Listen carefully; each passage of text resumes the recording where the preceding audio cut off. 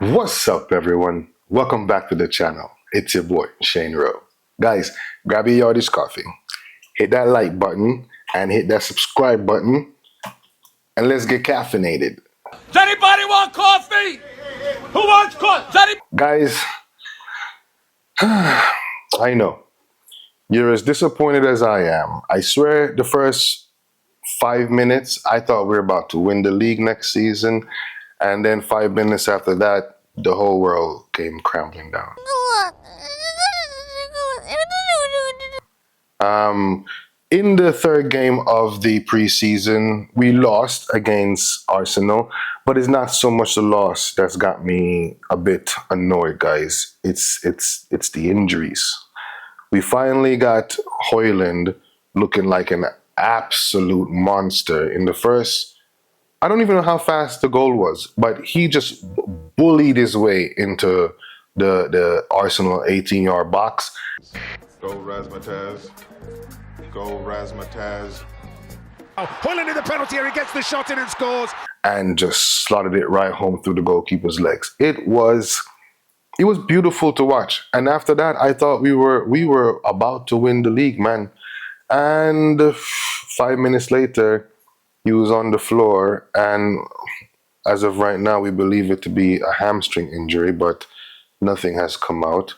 If it's a hamstring injury, you're looking at, depending on how bad it is, you're looking at a month to 6, So I'm just hoping that it's not as bad as initially, people might think.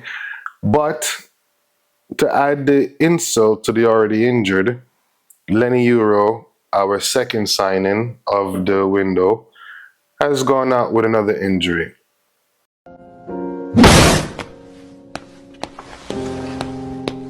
And I don't know how. Now the word is you're looking at 2 months. I think it's an ankle injury. So if that is to be the case, we're talking October before we see him. August, September. Yeah. So look, the other side of the game, there are players. The team looked good, right? There was Cholera, I can't remember his name. Drop his name down below, guys. But I think he's a central defensive midfielder. He looked lively. But I don't think he's going to get into the team next season. But he looked lively. We had Amas, I think it's Harry Amas, if I'm not mistaken, his name was, on the left side, the left back. Listen, considering we're about to try and sell Wan-Bissaka, which I don't think is a good idea, it means the lat's probably going to have free range on the right side unless we sign other players that we're linked to. But the left side is going to be open. You're going to have Luke Shaw, who looked good in the World Cup, but at any time, Luke Shaw can, get an injury like we've seen, and the next thing you know, he's out for an entire season. Malacia, still haven't seen him. He's not even on the preseason tour. So Amas, I think he should be taking his chances. And if you play like that against Arsenal, I think your man is ready. His passing looked tidy. Defensive-wise, he looked solid. It was a good game. It was a good game in terms of what you saw the players were trying to do. The passing were linking up. It didn't look disjointed. The players didn't look like they didn't know what they were doing or how to play football. But with the injuries, it's going to be a problem. We're already down 2 of the top 11 players that we have in the starting lineup. So now, if we lose one more player, we're back to where we were last season. If we lose another defender, we know Martinez slightly has an injury problem, right? And Hoyland is getting these recurring hamstring injuries / back injuries. Mount looked really good yesterday, but for how long? I think we're nursing a bunch of injuries. So either we need to figure out what's going on in this doctor's office, or we need to buy players that are more injury resistant, right? Ineos have been doing well. So let's say they can go back into the market and get some more players that we might need. But time is running out, guys.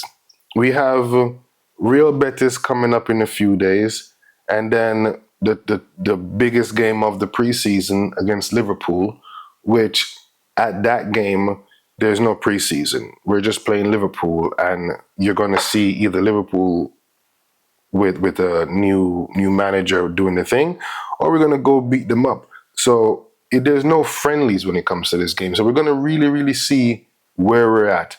After the Liverpool game, we got to go play City in the Community Shield. So it only gets more difficult. And then after that, we're into the Premier League. This, I think, is the 16th of August. We got to play Fulham. So there is no more warm ups, right? The games are going to start coming really thick and really fast. And if we don't have a team and a style set by the time the Community Shield comes around, I don't know, guys. I was hopeful the last preseason. I thought when we got Hoyland, I thought we were going to go on to do better things. The window looked like we were getting some players that we might need in, and the next thing you know, we got Johnny Evans. Look, we still have Xerxes, and I would have liked to see him join the tour a little bit sooner. I know he played for the Netherlands, but let's be honest, he didn't really start much games. So I would have liked to see him come back early from his vacation and get into the rhythm of things. Maybe we'll see him in the next game. I'm not sure when he comes back. If anyone knows, leave a comment down below. But guys, the season is starting to ramp up, and as hopeful as I was when we first started the transfer window, I got to see something this week, because if we don't have something in this week, a midfielder, we need another midfielder. Ericsson, he looked decent, but Ericsson is also another year older. We need some young, fresh blood that's supporting Bruno in the attack. Yes, we might use Mount, but I don't think it's Mount, Bruno, and Maino, or Mount, Bruno, and Casemiro. It's going to be Mount, Casemiro, and Maino. So we need somebody else to come in to either cover for the Casemiro side of things or the Maino side of things, right? And we're linked with the good names, but we need to still see them with a T-shirt holding it up, telling us how much they love the club from they were little, right? When I see that, then I'm a little bit more comfortable. As of right now, we're down one signing, and we don't know how the other signing is going to perform as of right now. So it's not looking bad, but it's not looking good. The team played well, so as a whole, you're starting to see that identity of United and what they're trying to do. The combinations in the plays, the triangles that they were trying to form. And again, Hoyland looked an absolute monster the first 5 minutes. So he's definitely benefiting from Van Nistelrooy's presence.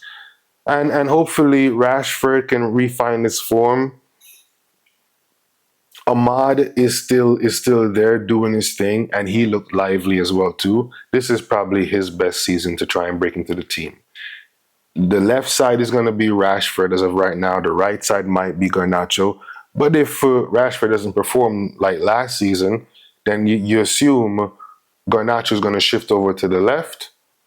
And then the right side is now up for grabs. You have Sancho. He might go to PSG, but we'll see what happens there. Let me know if you want to keep Sancho.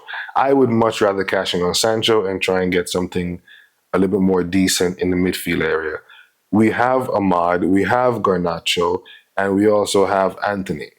Now, they're saying they want to trade Anthony, but I would give him one more season. The problem with Anthony is Anthony can't go down the right side to save his life, right? If you put a pot of gold down the right side, he doesn't go down there.